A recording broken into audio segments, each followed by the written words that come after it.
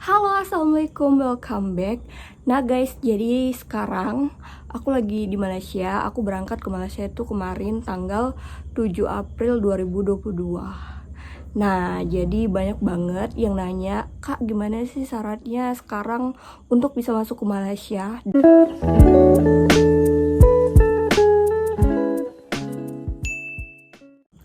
Nah oke, jadi sebenarnya guys, karena Malaysia itu udah lama banget ya tutup dari pas awal Covid sampai 1 April kemarin, Malaysia benar-benar ngumumin mereka tuh buka tourism atau buka buat pintu pelancong lah gitu istilahnya ya, dari ke semua negara, termasuk salah satunya itu adalah Indonesia, tanpa karantina lagi. So jadi sebelum 1 April itu aku udah cari-cari informasi gimana caranya buat bisa masuk ke Malaysia, karena kan mereka membuka pintu tanpa karantina itu tentu ada syaratnya, beda sama yang dulu. Kalau dulu kan untuk masuk ke Malaysia itu cuman butuh paspor aja kan kalau untuk pelancong. Nah sekarang tuh ada beberapa dokumen yang harus kalian persiapkan guys. Untuk penerbangan sendiri tuh nggak semua bandara itu ada yang penerbangan ke Kuala Lumpur gitu. Jadi kalau untuk penerbangan itu yang buka adalah Jakarta, Surabaya, dan Bali. Dan untuk jalur laut itu yang buka cuman dari Batam doang. Nah, karena emang aku posisinya di Binjai kan, aku Medan gitu. Jadi, kalau misalnya tadinya aku kayak berencana buat dari Jakarta, terus Jakarta ke KLIE. Tapi itu ongkosnya ternyata terlalu mahal gitu ya, bebek kan. Kayak aku pilih jalur laut. Jadi, aku dari Medan, dari Kuala Namu ke Batam, ke Hang Nadim. Terus sampai Batam aku baru menuju ke Pelabuhan Batam Center. Dari Pelabuhan Batam Center terus aku beli tiket, dan kebetulan aku dapetnya itu tiket yang ke Pelabuhan Pasir Gudang Malaysia. Nah, jadi di sini nih yang penting. Aku mau kasih tau dulu ya. Syarat-syaratnya itu apa aja Kak untuk bisa masuk ke Malaysia mulai 1 April 2022 tanpa karantina lagi. Oke, syarat pertama tetap harus butuh paspor. Nih paspornya aku. Nah, jadi untuk syarat yang kedua kita harus sudah vaksin ya. Jadi sebenarnya untuk vaksin sendiri itu sebenarnya vaksin 2 aja itu cukup. Tapi menurut aku lebih bagus kalian booster aja lah. Jadi kayak biar lebih meyakinkan mereka gitu. Nah, jadi aku bawa kartu vaksinku. Nah, untuk syarat yang ketiga, kalian harus ngelampirin juga surat hasil tes negatif PCR-nya kalian. Nih, aku PCR di 2 rumah sakit. Tapi sebenarnya nggak harus 2 rumah sakit sih. Nanti aku ceritain ke kalian kenapa aku sampai PCR 2 kali gitu ya. Karena emang seharusnya itu sekali doang. Nah, terus untuk syarat yang selanjutnya adalah kalian harus mengisi data-data di MySejahtera. Nanti aku letakkan di sini, isi data-data MySejahteranya sampai keluar yang namanya traveler card. Nah, untuk syarat yang terakhir, ini harus juga ya, itu kalian harus punya travel asuransi guys. Untuk travel asuransinya sendiri itu adalah travel asuransi yang mengcover COVID-19 juga. Asuransinya itu juga harus bisa klaimnya itu sampai ke 20.000 US dollar. Jadi nilai klaimnya asuransi itu adalah 20.000 US dollar, bukan harga asuransinya ya. Jadi berdasarkan pengalaman aku kemarin, nanti aku letakkan di sini, itu aku cuman habis 89.000 aja. Jadi buat 2 hari. Tapi better sih menurut aku, biar lebih yakin. Kalau misalnya kalian mau melancongnya itu seminggu, kalian buat aja seminggu juga. Nah, jadi aku mau ceritain dulu perjalanan aku dari start dari rumah ya. Aku dari Binjai. Terus itu aku beli tiket dari Kuala Namu ke Hang Nadim Batam, dan kebetulan karena emang aku minim budget ya, jadi aku ambil penerbangan yang paling murah tuh, jatuhnya jadi first flight. Aku terbang itu sekitar pukul 5.30, jadi kayak setengah 6 pagi banget. Nah, nyampe ke Batam itu, udah sampai ke Batam nih pukul 7 paginya. Itu aku nyampenya di tanggal 5 ya. Jadi aku nyampe di Batam jam 7 pagi tanggal 5. Aku berencana ke Malaysianya itu tanggal 6 pagi gitu. Jadi aku maunya tuh nginep di Batam tuh 1 malam doang. Nah tapi ternyata karena emang aku masih ngeraba-ngeraba gitu kan modelnya. Jadi dan kebetulan di Batam itu aku kayak kenal ada abang saudaranya aku yang tinggal di Batam, dan dia tuh kayak ngebantu banget.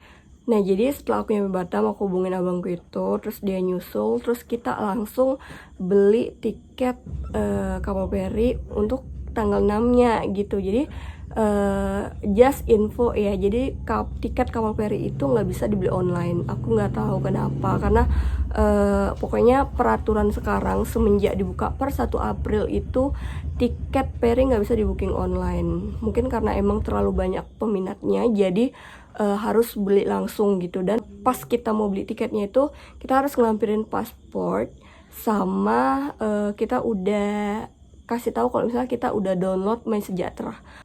Nah jadi setelah aku nyampe ke pelabuhan tanggal 5 itu, ternyata pas aku ke counter tiketnya itu udah habis guys, yang untuk tanggal 6.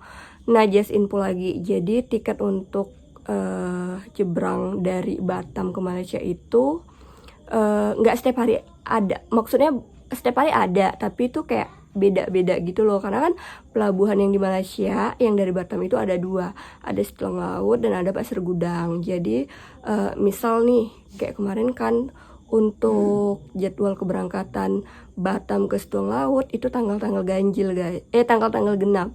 Kayak tanggal 6, tanggal 8, tanggal 10 itu jatuhnya ke Situlang Laut. Tapi kalau misalnya tanggal ganjil kayak tanggal 7, tanggal 9, tanggal 11 itu dia jatuhnya bakalan ke Pasir Gudang.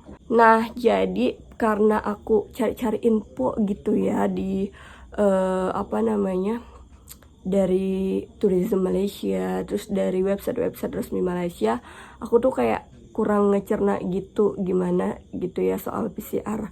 Soalnya ada note bahwasanya PCR itu dilakukan 2 hari sebelum keberangkatan. Jadi aku awalnya itu PCR-nya itu adalah di Binjai.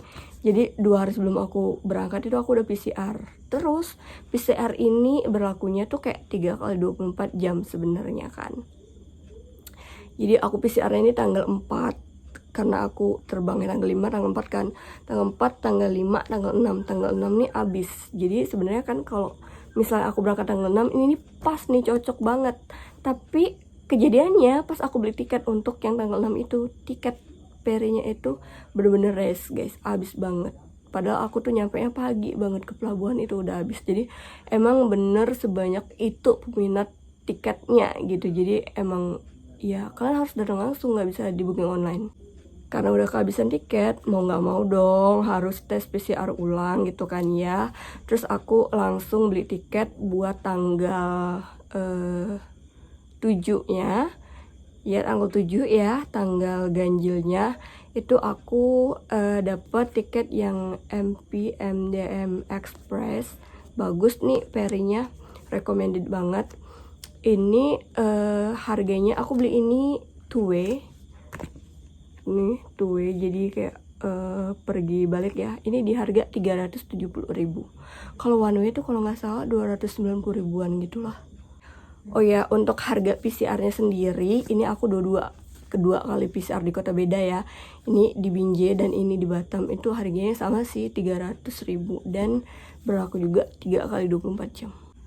Nah kalau misalnya kalian nanya, Kak gimana sih supaya bisa lolos imigrasi? Jadi sebenarnya menurut aku ya, aku tuh udah masuk Malaysia, udah pernah dari Tanjung Balai ke Kelang, ke Port Kelang kan, terus pernah juga lebih sering sih dari Kuala Namu ke KLIE, dan ini tuh pertama kali dari Batam ke Pasir Gudang. Menurut aku ini gampang banget sih imigrasinya, kalian nggak perlu yang gimana-gimana banget. Kalau misalnya kalian emang yang mau jalan-jalan ya, bukan melancong dalam arti kerja, itu gampang banget sih menurut aku lolosnya. Pokoknya kalian yakin aja gitu ya, terus syaratnya itu kalian penuhi, udah deh bisa. Oh iya, jangan lupa kalian juga persiapin uang tunjuk ya, karena kan emang kalian mau melancong, so pasti kalian bawa uang dong. Jadi di imigrasi Pasir Gudang itu mereka juga nanya bawa uang berapa. berapa gitu. Jadi better sih menurut aku dia harusnya di atas 3 jutaan gitu guys. So udah, jadi sebenarnya syaratnya itu nggak ribet, cuman karena emang situasinya kayak gini, nggak yang kayak dulu lagi gitu ya. Penerbangannya juga harus muter-muter, nggak yang langsung dari tadinya Kuala Namu langsung ke KLIA itu 45 menit tuh nyampe gitu. Sekarang harus berhari-hari gitu, harus ke Batam dulu, dari Batam harus ke pelabuhan dulu, dan itu sebenarnya capek. Tapi ya udah, pada akhirnya bisa juga guys. Nah, jadi udah segitu aja video aku kali ini. Semoga informasi aku ini bermanfaat ya. Assalamualaikum warahmatullahi wabarakatuh. Bye bye.